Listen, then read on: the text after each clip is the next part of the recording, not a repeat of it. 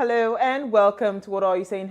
#Ways, where we talk about topics in the news as it affects us all. I am Osayuwa Mesale, and today, Elsie and I, we're holding the fort today. How are you, Elsie? Awesome. Godwin. Hi. She likes the complete name. Yes, please. Yes, please. How you doing? Don't you have like a tribal name? I do. Do you want to know? Yeah. You have to ask for my account details.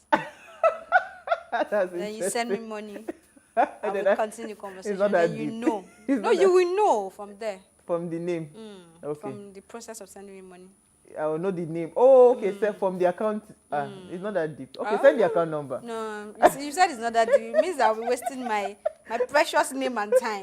Nah. How are you? I'm How was good. your weekend? Ah, It's Monday. Oh. you did not know before. I just realized. Okay, so my weekend was good. Monday was fun. Monday, Sunday. Saturday was fun, Okay. actually. Saturday was fun. And then Sunday, I think Sunday was quite interesting for me because it was International Father's Day or Father's Day. I don't know if you add international to it. Yeah. But I noticed something. I think a lot of people notice it as well. We have people celebrating men well now, fathers celebrating themselves. And I just want to use this opportunity to talk to media influencers, media, what will I call them now? Media gatekeepers, to not get tired of the talk. Because as far as I'm concerned, whatever culture and orientation we've had for a long time will not change at the snap of a finger. It will take a while to get to where we are going to. And for the longest of time, when we are celebrating Father's Day, it's always been, oh, you people are not celebrating us, so it's our day now. It's only once in a year, nothing, you know. But this time around, there was a shift. You could see men were actively celebrating themselves. And I mean, it's just like what they say about when you love yourself, people would also love you, you know. So that also prompted much more celebration. And I'm super happy. I'm not a man, but I think that we need to. So when you begin to celebrate the act of fatherhood as well and not making it feel like they don't deserve to be celebrated, and I think that more men also will begin to think about it and the glory that comes with it as well. It's not like, oh, you're just the father, you're doing the job anyway, you're the head. So I was really happy yesterday. I was. The conversation must go on, whatever we're talking about. People are listening and the change is happening gradually. You know, for the first time, I also took my time. I didn't even know that it was going to be so interesting. Yeah. I actually took my time. For the first time in my life, I took my time to celebrate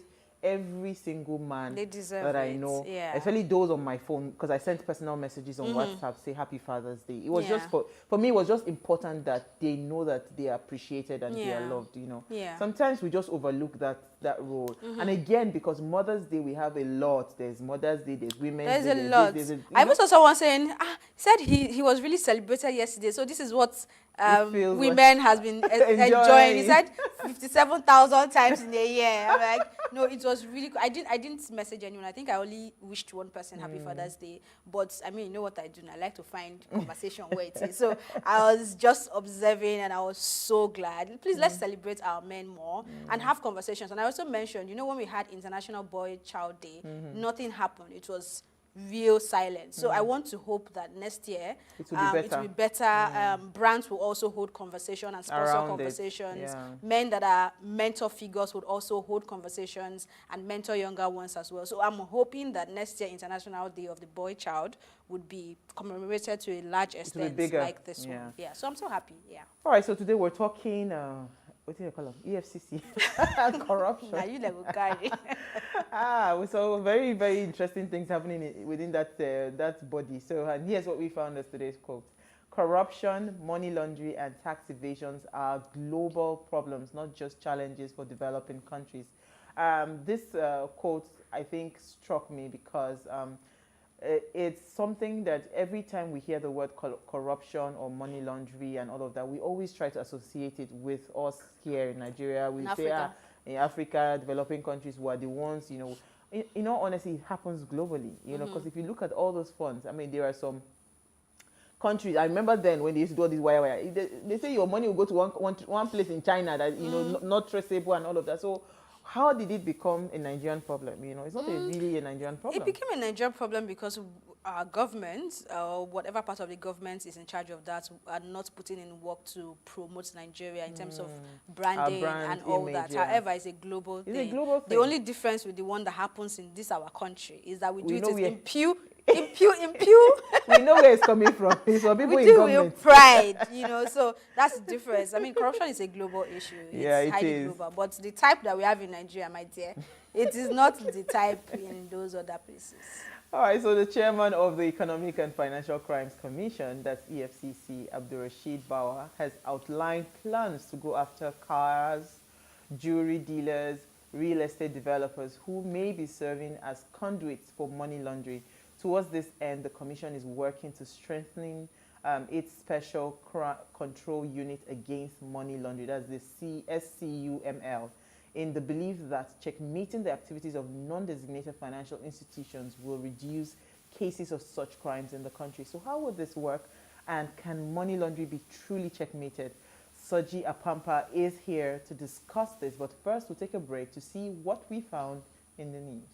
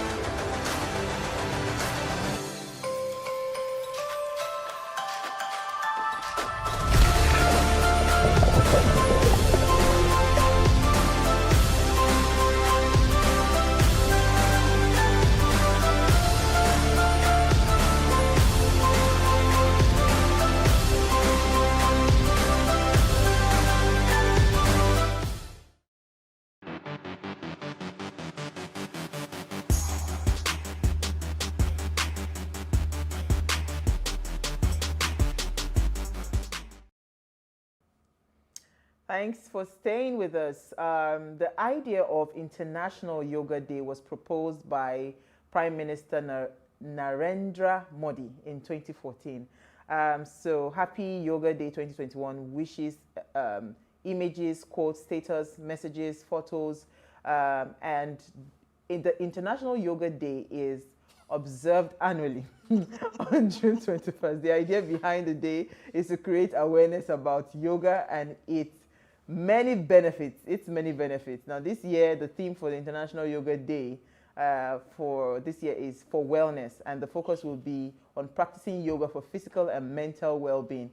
Incorporating yoga into your routine can help enhance your health, increase strength and flexibility, and reduce symptoms of stress, depression, and anxiety. So I do not know what happened to my script. No, somebody inserted something that was not there. Really? Yeah, really? I'm just going. Wow.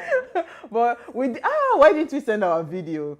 The yoga video we did. We did our yoga session, but yoga is an amazing, I don't know how to keep it as a daily routine, but you know, sometime we'll probably bring the guys at the Art of Living to come talk to us more again about yoga.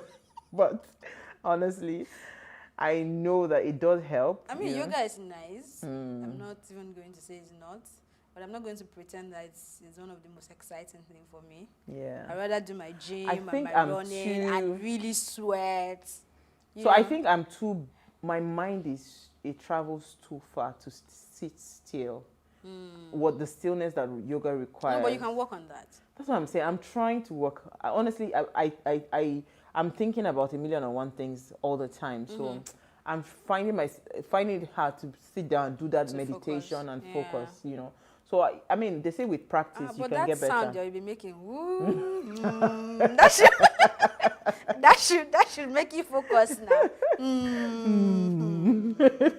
Auntie, what did you find for us in the news? It's yoga. Well, anyway, so this is I think it's good news, or just to show us where we are. So according to reports released by Startup Blink Ecosystem Index, Lagos has become Africa's top startup ecosystem and ranks 122nd globally. Switching place with Nairobi, Kenya, which now ranks 136th globally. San Francisco and New York remains the top 2 startup ecosystem in the world. Country-wise, US of course ranks number 1, UK comes 2, but the margin between US and UK is quite large. I think it's almost 3 times, right? And then Nigeria ranks 63rd. Still maintaining 3rd in Africa. That's behind South Africa and Kenya. So in Nigeria, now breaking it down home, Lagos is 1, Ibadan comes at number 2, Abuja number 3, Port Harcourt number 4, and Enugu number 5. Now the interesting thing is that Enugu is the newest city to debut in this ranking, and I think that's a good one for the eastern region of Nigeria. Of course, that's also thanks to Safe Border. That's an app as well. I think it's a ride-hailing app. I'm not sure right now. But companies like Flutterwave, Stripe acquiring Paystack, and all the things that our tech bros are doing in Nigeria is actually helping us rank better. So it is not the best ranking, but it's better than last year. So yeah, kudos to Nigeria. It's a start. So it's interesting. You don't have faith.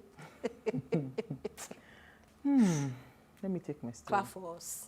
No, I said it. No, I already commended them that it's a good start. For me, I believe in celebrating little wins. Yeah. You don't have to do the grand things. Imagine if, for instance, I mean, all the things that we're talking about, development and all of that in Nigeria, that we are actually taking every single day. We take one, a quarter step just towards, we would have been far from where we are today. Yeah. In terms of everything that we really that we're hoping to have achieve in Nigeria. Yeah.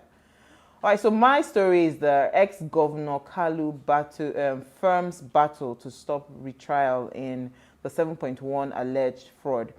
So his company, is owned by his family rather, Sloke Nigerian Limited, by the former governor, has granted permission to challenge the validity of the 32-count money laundering charges, criminal charges billed to be slammed on it by the federal government.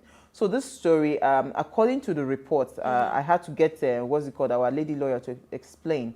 So apparently the judge that was in charge of this case had been promoted, I think, to the Court of Appeal. So he cannot sit again in I think it's the Supreme Court that the case was in. So this one, they are saying that the federal government is trying to retry them. That they are just been buying time. The case, nothing happened to the case. The case was just there. Because the judge had been moved, the judge cannot come back again and sit in the court where the case was in. So I think that's basically, the summary of the story. But why I took this story was because, we're talking money laundering today, and this is huge, right? 7.1 billion fraud. And it involved even the finance director of the state, the ex-finance director, his company, and the governor. So I'm hoping that we see it through to the end. Why? Sometimes what really tires me out, especially with cases like this, because I think this particular case has been adjourned to somewhere around July or something. I'm trying to find the date now. I tried to jot it down, but it's tiring, And if I have any question rather that I would love to really ask our guests today is, why do we have cases like this, prolonged? If we really want to fight this money laundering and crime and corrupt practices, shouldn't we have like a special court where we know that within maybe 3 months or within 6 months, these things are short, sharp, and you're done? So it doesn't really I know there are some like special that. courts, but I don't know whether it's for money laundering and all of those things. You can't put a timeline to it, especially when it comes to court case that has got top lawyers, big wigs, because they know the game. It's a game.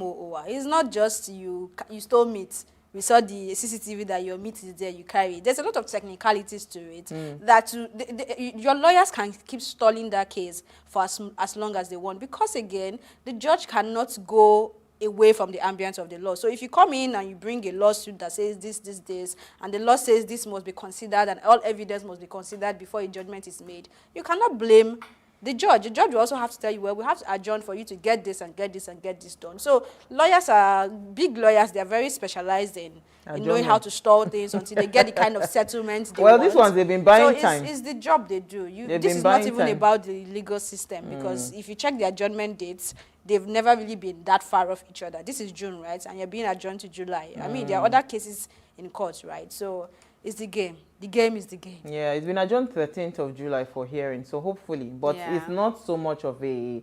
So the way they are making it look like the federal government tried to retry them for a case they already won. No, the case was just stalling. There was no end in the case because the judge was moved to a higher court of appeal. All right, so we'll take a break now. We're talking EFCC.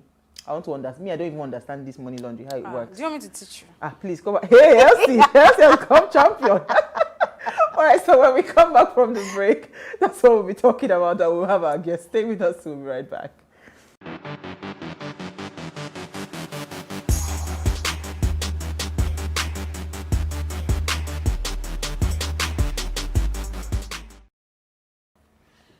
Thanks for staying with us. Now, appearing at the ministerial briefing organized by the Presidential Communication Team at the Presidential Villa in Abuja last week, the anti-graft agency boss, Abdulrasheed Bauer, said that the SCUML that is being managed by the EFCC as well as the Ministry of Trade and Investment is expected to shine the light on non-designated financial institutions.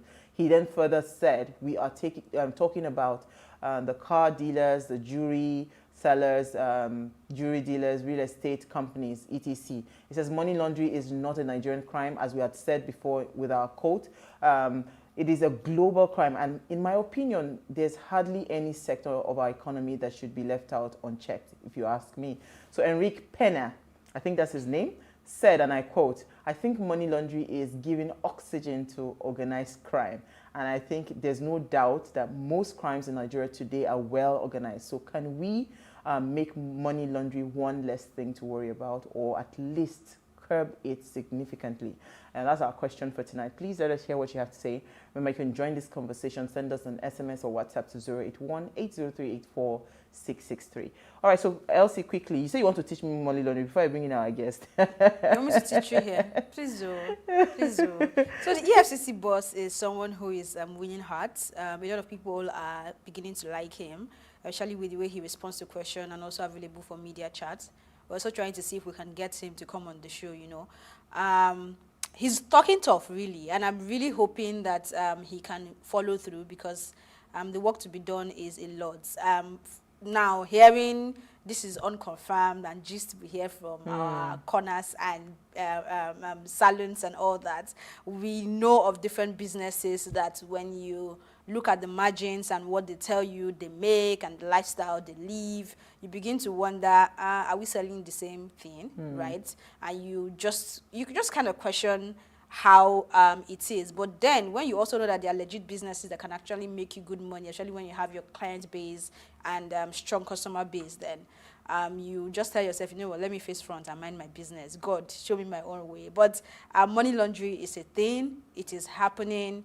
We know the businesses. In fact, they've not mentioned some business. He has not even mentioned some businesses. You see what I said? It's in happening. My opinion, I think every So I want to sector. see how he wants to go about this. I'm really interested to see the angle he wants to fight corruption from, because EFCC bosses are known to be tough and all that, and we saw what happened to the last person. So hopefully this one is clean enough to fight this battle. You know, the thing is, because these people you are fighting, they will bring out all the debts in your cupboard to fight you as well. Fight you back. You know, the thing is, as I rightly said, I think every sector, I mean, the skincare sector, that's what's it called, cosmetics. These big players in the cosmetic sector, Hair. perfumery, hair. I mean, there are so many sectors that you see the hair they are selling and you see the house that they are buying is not commensurate with the hair money that they are making. So when it comes to money laundering, I think it's going to be very difficult. And really, I'd like to even ask our guests, you know, how possible is it to really get the real players? Because it's, you know, this one's now, these are people fronting for these people for the money launderers. He needs to tell us how it works as well. Yeah, he needs to tell us. He will break down the money laundering for us. Let me bring in our guest. So Soji Apampa is an international corporate and political governance expert, the co-founder of Integrity Organization Limited, a project launched to promote ethical business practices transparency, and fair competition in both the private and public sector. Over the last 10 years, he has been a consultant for various governance, private sector, and social development projects in Nigeria, and he's joining live from Abuja. Thank you so much for joining us, Mr. Soji Apampa. That's the first time I'm hearing that name. Are you sure you're even pronouncing it well? If you can kindly unmute yourself so we can hear you.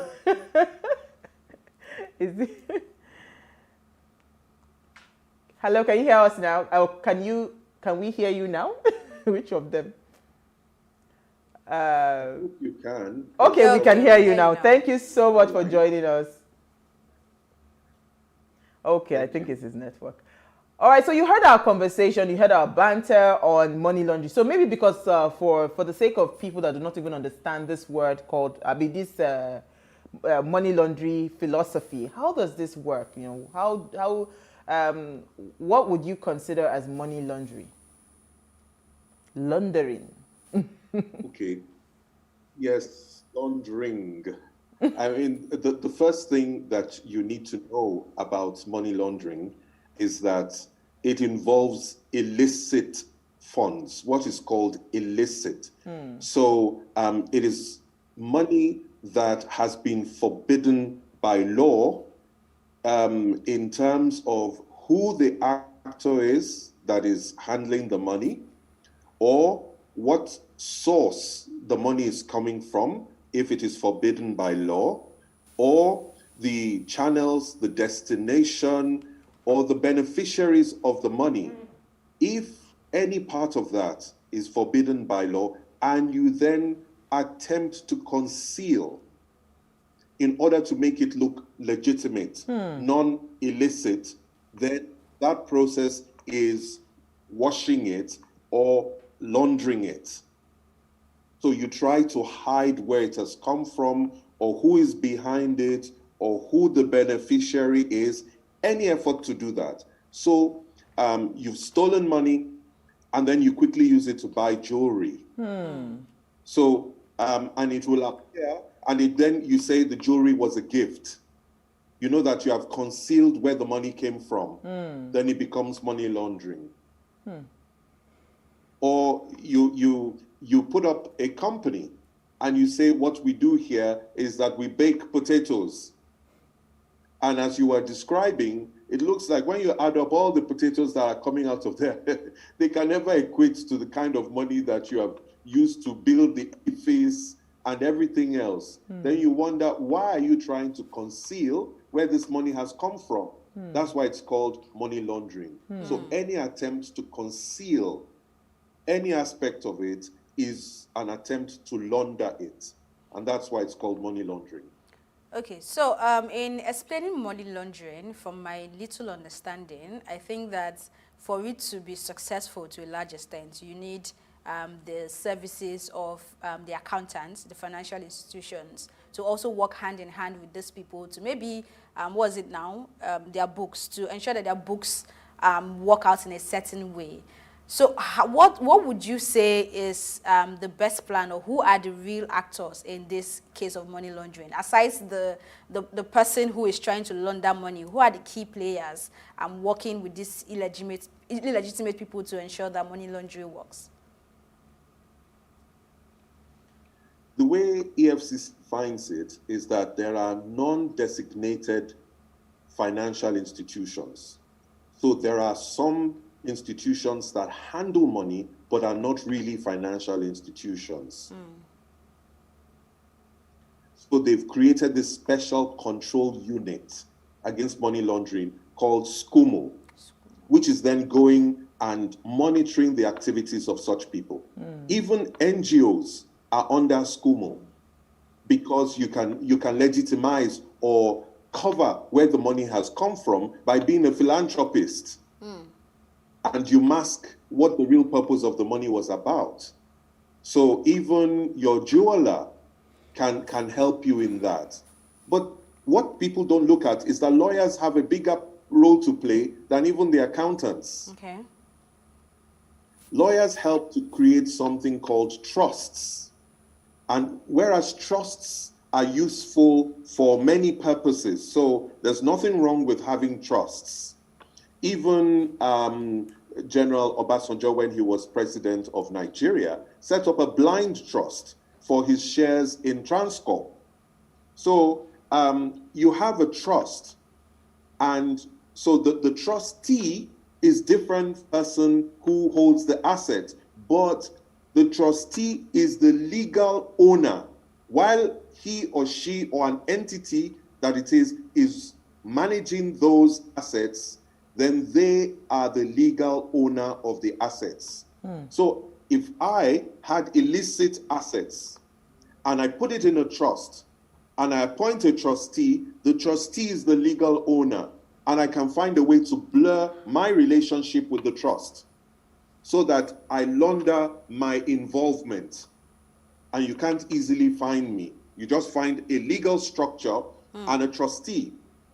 I may also, as part of these deeds, they're called trust deeds, I can be part of the beneficiaries, which I can also hide and mask as best as I can. So these sort of legal constructs to create and entities to hide who the real owner is, who the beneficiaries are, or who is involved in the day-to-day activities, all of those things contribute to money laundering. So do you do you think these special control units have got all it takes to unmask this level of money laundering activities? Oh, is it there? Did we lose him? Can you hear me? I think we lost he's frozen. It's So I was frozen. even going to ask him that, is there honestly any sector in the economy today That cannot be used to that launder cannot money. be used to launder money? Because why they are putting the focus on, I mean, I remember one time in my business, somebody was supposed to like buy over the business and all of that when I was moving down the mainland, because I didn't know how to manage The going there and distance. all of that. So by the time she came in, she works in a bank and everything. So we sat down. She said, yeah, that she's always been passing this my store. She also always used to say that it's like the person that owns this business is like the person is for, she's just is this kind of people that they just open a business just to cover up. Yeah. Is a font, is a font, so that she was honestly, if not because she has had a conversation with me, she already had concluded in her head that this business, whoever owns this business, is laundering money, because Why did she come to that so because conclusion? I mean, you see stores in Ikoyi, you see all these people open a furniture store. Nobody's entering there, nobody's buying it. So I'm just Those going. ones are the Do you understand? worst. You see, nobody's entering there, nobody, and the things They are have their expensive. clients, You they just have their forget clients. which kind of clients. Elsie, leave that thing. The But clients let me are in ask the Ikoyi. girls, because Is it back? yeah, I think. Okay. Are you back, sir? I was just going to ask you that. Is it possible that we can actually, I mean, in your years of experience, can you hear me? That trace. I mean, is it possible that there are? I mean, is there any sector right now that is not? I just believe that this money laundering thing is deeper than even what this EFCC are trying to narrow down on just cars. Yeah. What's it called? So how do we even begin to fight the battle? Because it's gone deep. And the spread is quite wide. Which is The why I'm spread asking if they have what it takes.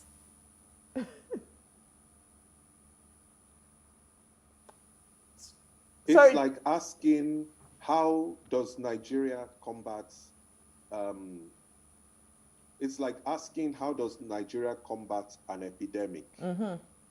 So you have an epidemic, it is spreading, and it is not just one person that is involved.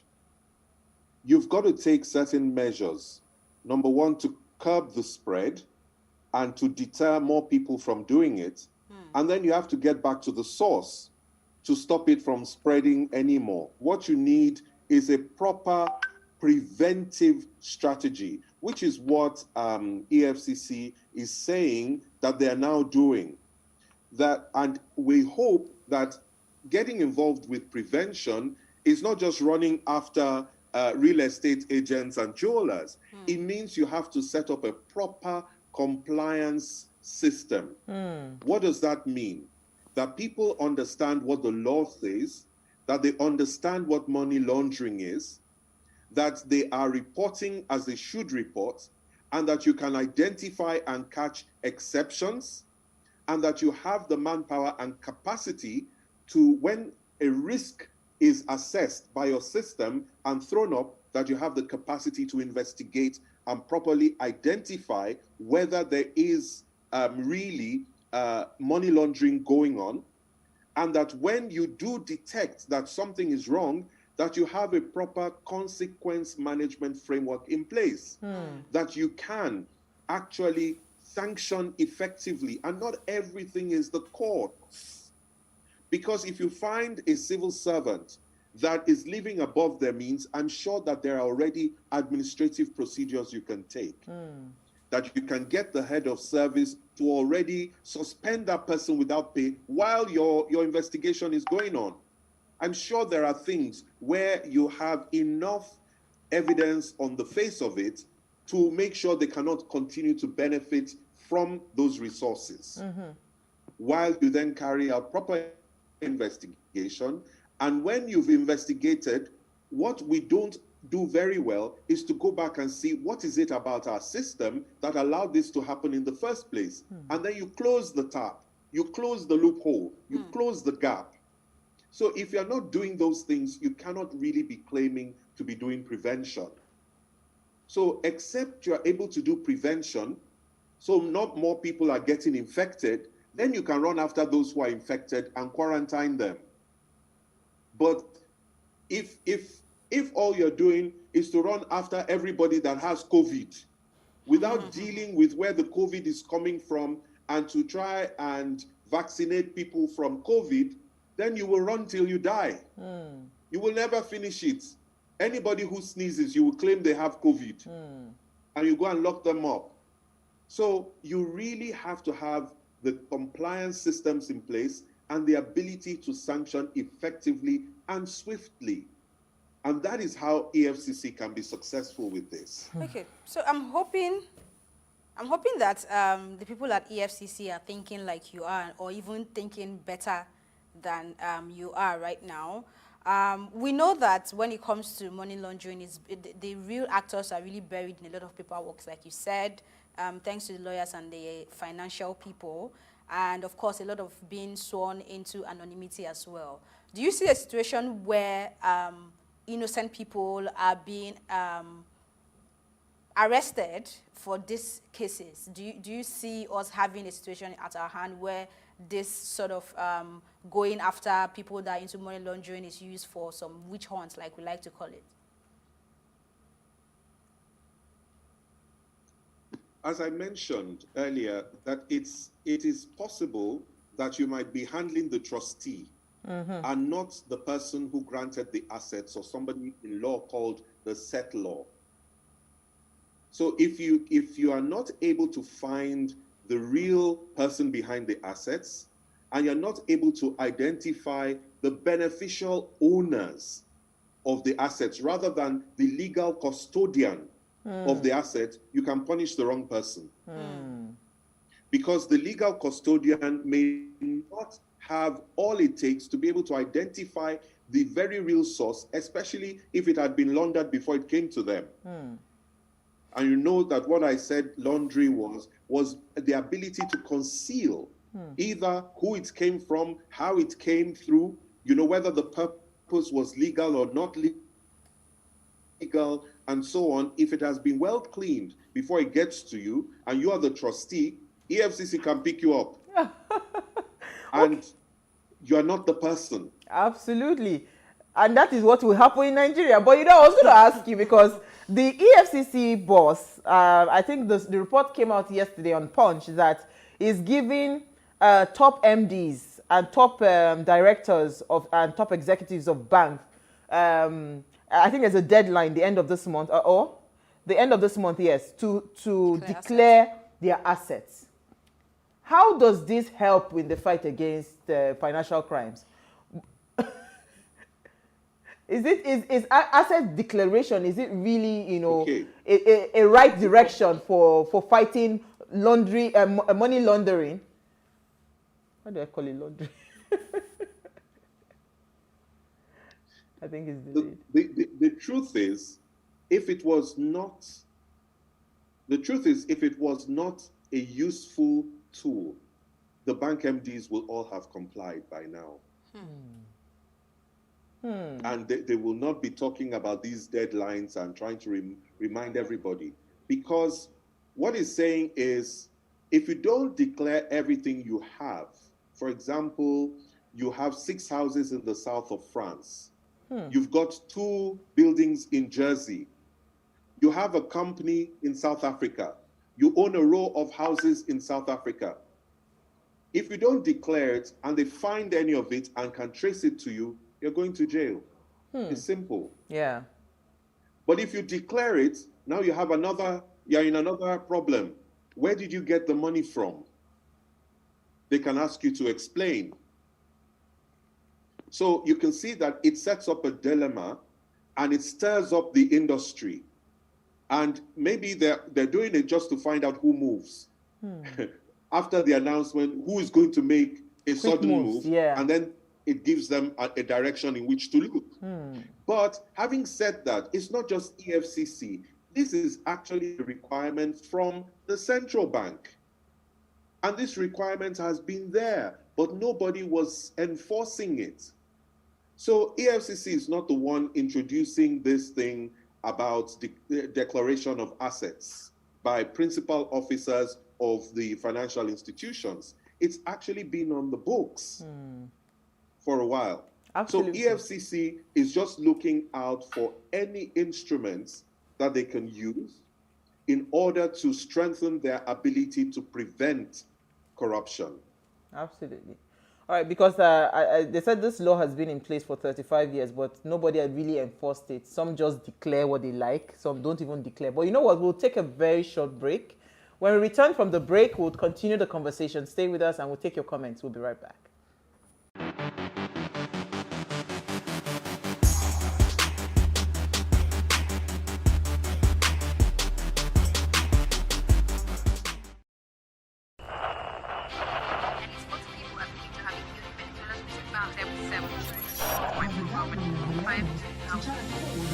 Politics has helped shape the decision of the polity, from conspiracy theories to good old-fashioned comic politics. These are the results of tomorrow's election. You have it already, Abi. I am not hungry. If I need appointment, all I need to do is to start praising government. Plus, politics will feel the pulse of the country, from friends to frenemies, even strange bedfellows, to clones and stooges. We go beyond the rhetorics and the drama to analyze the story behind the story. Let everybody come and say. The moment we stop having charlatans occupy political offices, we will curtail hate speech. Plus Politics, not just another political show. It's about putting you, the citizens, in the know.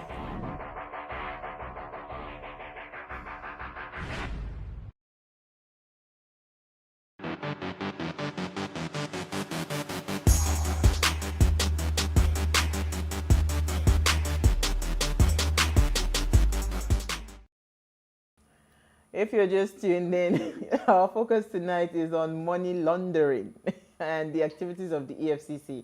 Now, please let us hear what you have to say. Remember, you can join this conversation. Send us an SMS or WhatsApp to 081-80384663. And we still have our guest with us. Amazing. Breaking it down. Me, I'm just a student today learning. All right, so before we went on a break, I was saying to you that, even in that report, where they talked about the bank MDs, declaring their assets. They said this law has been in place for the past 35 years, but nobody really enforced it. Some would just declare maybe just what they feel like declaring, you understand? Some will not even declare at all. They just do what they like and all of that. So in all of these things, right, where is the role of, and that was what I was really wishing our lawyer was here today, the role of the judiciary in all of this fight against money laundering? Because, I mean, today I took a story on the ex-governor, Orji Uzor Kalu, where he's trying to go back to fight federal government to say they don't have the right to what's the word now he used to retry his case, charges, yeah. A case that was not really concluded, but he's saying that they don't have the right to retry the case. So where's the role of the judiciary in all of these things? Because if we really want to make a headway, there has to be a legal framework that backs up some of these actions, that gives strength to whatever it is that the EFCC is doing.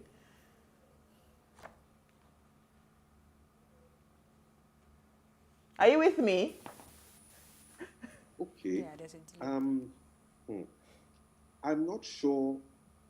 The judiciary is a problem, quite all right, but I'm not sure that is the only problem or that is the main problem here. Okay. Because even if just some 200 counts of charges and the court is going on forever trying to determine all of those things, there's them there from the beginning. Then I wonder if you can't stand up in court and say, why are the executives of the banks being asked to declare their assets, presumably openly? What about the public servants? Are they being asked, what is Code of Conduct Bureau doing? Are people able to see whether or not our public servants, the senior ones, have declared their assets? Thank you. I think all sorts of issues are going to come to the fore as a result of this declaration. But in the case that you have mentioned regarding the governor, that's the only defense that he has. He has to try to prevent it from coming back to court. Otherwise, he might have to stand trial for it again. So I guess his lawyers will be trying to prove that you cannot try a man for the same offense twice. That's if they're able to prove that he has indeed been tried. So they will have lots of debates and arguments over whether the trial has taken place or not, or whether it was suspended and it's now being continued again. Those will be the arguments that they will have to make in order to stop the trial from going on. So that's the only thing he can do. So, well, good luck to his lawyers. I think they'll try their best. I mean, I like what you said regarding the public sectors and the public office holders. If you're asking the bank MDs or people in the private sector, quote unquote, to begin to declare their assets, politicians, it can also be twisted to say this is a witch hunt on these people. Again, Nigerians will go back to tell you when we had COVID-19 pandemic, or the pandemic is still there anyway, but I mean in Nigeria, when it was the front burner, these were the same people who rallied around to give us what we called COVID, and even the government were basically telling you there is no money, there is nothing we can do about it. But these were the people who came out of somewhere to be able to gather some funds and give us a level of palliatives that even the government were hoarding as well, you know. So you could see a situation where people might want to start fighting for these people, regardless of how amazing we think the job the EFCC boss is about to do. I mean, last week on the news, we saw that 1 billion naira in cash was found it's in the house now or in the office of a civil servant. And you begin to question how much is a salary and how exactly do you have 1 billion naira in cash with you, right? So when it comes to the EFCC, is it a case of you can only go go after the people who you think you should go after at the moment, or they're supposed to work across board for the public servants, the senators, and all of them that have allocations, and we don't see what these allocations are doing in their constituencies? Is this just supposed to be a witch hunt for the MD? Because we won't blame Nigerians if they begin to think that way.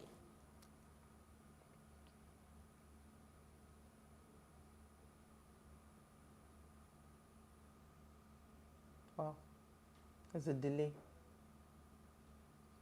Okay.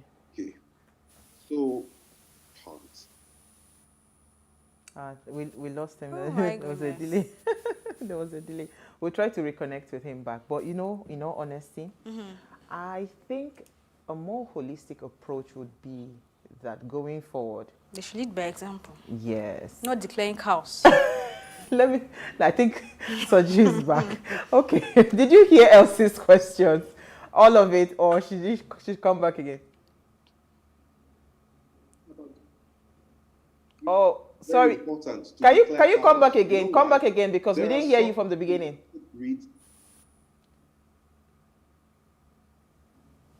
I said, speaking about declaring cows, it's very important to let people declare cows, because there are some cow breeds and species that will cost you $1 million per cow or more. So when you see cows, it's not just those ones that are roaming the streets. if you have a cow that is worth 1 point something million, and somebody tells you, I've got what? How many 100,000 cattle or whatever, you better pay attention to those cows and go and count them and see what type of cows. Yes. But did you get my question before you went off? The question was about, or at least what I got out of it was that can't the private sector, can't it happen for the private sector that they think that the public thinks it was a witch hunt when you go after the bank executives, and you gave the example of Kakovid and how much people donated. Not wanting to get into the debate about Kakovid and the money and the reason for which they donated the money. I would say that investigative journalists should look at it very carefully. Who donated, how much did they donate, and what are they benefiting after all of that? We'll come to it. Because, you know, there were some monies that were brought in, and there were some who were preferred to manage those monies on behalf of government. Many of them may have been involved also in the process of donations. So it could have just been a quid pro quo. You know, I'm just saying, you know, you may want to look at it carefully, you know, but yes, it is true. It's public sentiment, and the public sentiment may be with them at this time. And it's easy to share that. But how much of the palliatives the people get, that also is debatable. So it's not about Kakovid. It's really about how we manage things in Nigeria, because that's why our money laundering issues are not going away. People believe that if you share, nobody's coming after you. The person who eats alone is the one that dies alone. So just understand that. So all of this thing EFCC is saying, you have not shared with the right people, your name will be on list. Okay. If you have shared at the right levels, then your name is not going to end up on that list. That is the general perception of the public. So it remains for EFCC to show us that they have a different resolve, which is why I'm saying they have to go back to the compliance framework, ensure that there is a proper system of compliance in place, and then there is a proper consequence management framework, so they don't get accused being political in their action, because no government agent has the power to go against everybody at the same time. So you will be forced to start with some people. And as soon as you start with some people, then you are in that catch-22. They say, oh, you are starting with them because they are not from your area. You are starting with them because they did not share anything with you. You know, so the arguments are endless. If you say the tap of state resources is leaking, but you station a man with a blala to run after everybody who is fetching, that obviously is futile. What you need is to fix the faucet and stop the leakage first. Stop now you can run after those who are fetching. Otherwise, you will run after every single person and there will be no end. And that is the way we've been fighting corruption before now. So it's really welcome that the EFCC wants to take a more strategic approach. I like what you have said regarding the processes and them also managing public perception. My question was not really trying to defend them with Kakovid. Of course, there is politics around that. But my question is really the place of leading by example, which I think we lack in this part of the world. So if you want to fight corruption, why not start with people that are supposed to be the leaders of the economy, which is where I'm basically coming from. I'm not saying the bank MDs, I mean, we don't know what they have done or what they have not done. If they have done anything, I'm not saying they should be exempted because they are sharing. My question is, why can't we really lead by example in this part of the world? And if we cannot do that, is there a hope for us to really fight corruption? Yes, there is a hope. And you'll be amazed that it is still around this compliance issue. Let me give you an example. In 2019, ship captains of vessels coming to Nigeria made 264 complaints about officials trying to get money out of them, bribes out of them. By 2019, by 2020, this number dropped to 121. And so far this year, only 27 incidents. So what is responsible for that? And yet, corruption hasn't disappeared at the courts. It's because they set up standard operating procedures. And they agreed with the private sector that if these procedures are flouted, this is what you can do. And there was buy-in from the tops of the agencies.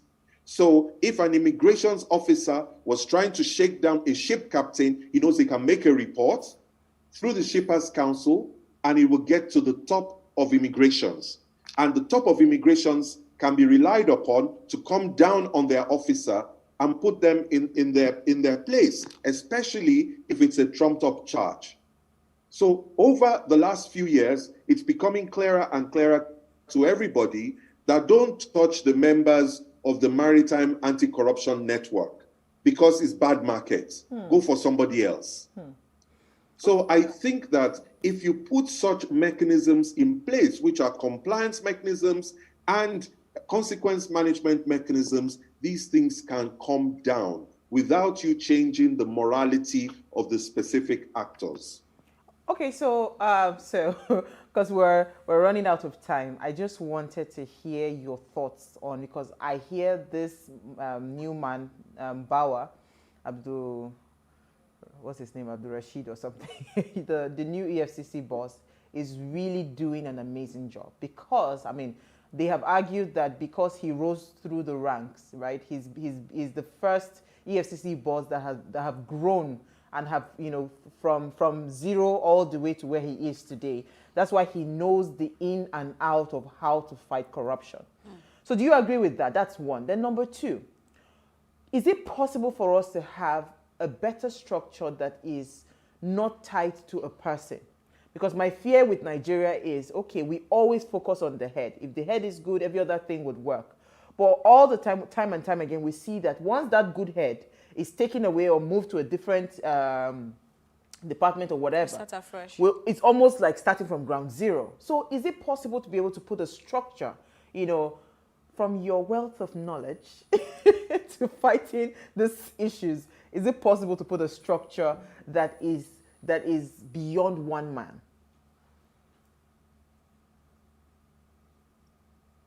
Yes, that was the kind of example I was alluding to from the maritime sector, where it is based on having standard operating procedures, having a grievance reporting mechanism. So these are all systemic issues, and it is systems and processes they've put in place. So even when one leader goes, the process is still there, and it's not dependent on the leader. The project in question has been on since 2012. It has gone through like 2 or 3 regime changes, and instead it has gotten stronger and stronger with regime change. So it's not about even who is president. It wasn't started by this administration, but when they came on board, they launched some of these arrangements. You know, so I think this is the way to go, to institutionalize the fight against corruption rather than personalize it. And I think that is the issue that you are raising as well, and I couldn't agree with you more. Okay, so let me take a question from, I will see a comment now. Many financial experts in the country are aiding and concealing the source of the money through a series of transactions and bookkeeping tricks. We need to find out the reason why people are looting billions that they don't need. The greed is just too much. That's from Raphael Akori from Zaria. Thank you, Raphael. We'll find out well. Elsie, 1 second. Yeah, so you are the founder of the Integrity Organization, and you did this back in 1999. I mean, that's a long time ago. So very quickly, if you're going to rate Nigeria on whatever, if there's something called an integrity meter, where would you say we are?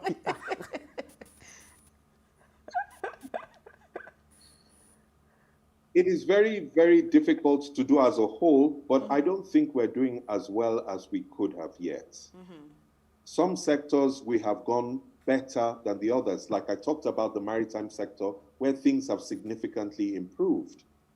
You can also talk about maybe immigration, where they have relaunched their portal, so a citizen can actually apply for a passport without getting in touch with officials. And we want to track that and prove that it is working. You get your passport. But I think that until we're able to institutionalize our processes, we're not going to do very much better on indexes like the Corruption Perception Index. But having said that, the fact that it has been dropping year on year, the amount of corruption experienced by those who are in international trade and interfacing with us, I dare say that in a couple of years, we might actually see an improvement in our rating, because for the Maritime Anti-Corruption Network, for instance, they had a Bonny working group. But because of all of these changes in Nigeria where things are much easier, they've disbanded their Bonny working group. Instead, they're asking other countries to learn from Nigeria and find out how they were able to reduce the incidence so that it can reduce in the whole of West Africa as well. So on that area, we've done very well. But in many other areas, I'm afraid to say I wouldn't give a pass mark. Oh, okay. Sojia Pamper. I feel like blowing kisses to you, because I told them about the immigration system. Until you get your passport. For the first time in my life, I went online to apply for my international passport. So they are waiting for the passport not to come out so that they can laugh at me. Until it comes out and you don't give anybody, even if it's 500 naira. I'm not giving anybody a dime. Okay. Thank you so much, Mr. Sojia Pamper, for joining us. We had an amazing time with you. We hope you come back again. All right, so before we go, do ensure you follow us on Instagram at PlusTvAfrica. You can interact with us further, drop a comment. Most importantly, we're planning a huge giveaway to say thank you to you for watching Ways and believing in the Ways brand. And so do well to follow us on Instagram. It's at PlusTvAfrica. Like, share, comment, invite your friends, and just follow us. So if you missed today's quote, here it is again. Corruption, money laundering, and tax evasion are global.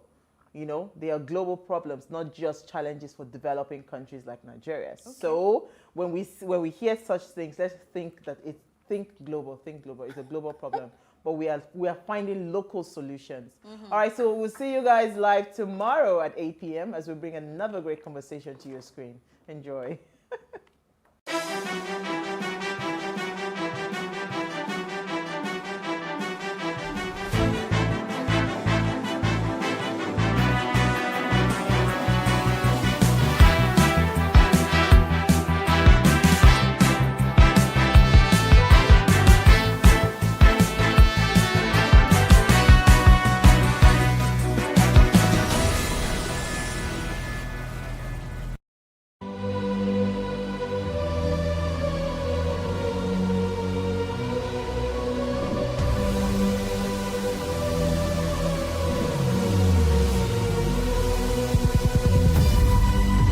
What we do not understand, we will stigmatize.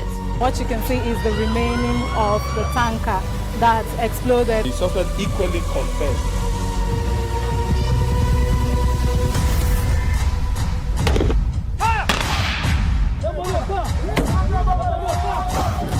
$500 they collect. No talk.